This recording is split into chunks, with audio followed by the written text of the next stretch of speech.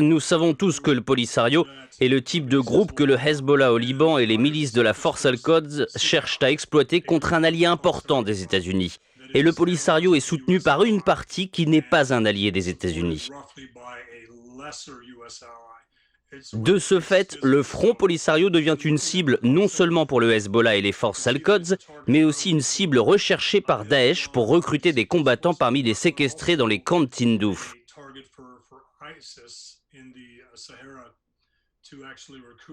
En fait, la méthode classique de l'activité déstabilisatrice repose sur l'existence de conflits et de zones de non-droit qui échappent à l'autorité des États.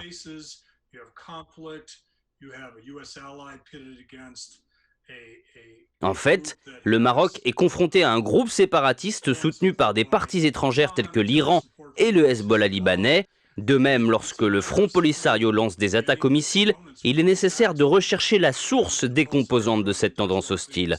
Vous constaterez des éléments du Hezbollah sur le terrain qui fournissent des instructions militaires et vous trouverez des liens étroits avec les forces d'Al-Quds, chose que nous voyons dans les pratiques des rebelles Houthis et dans des régions d'Afrique et du Moyen-Orient.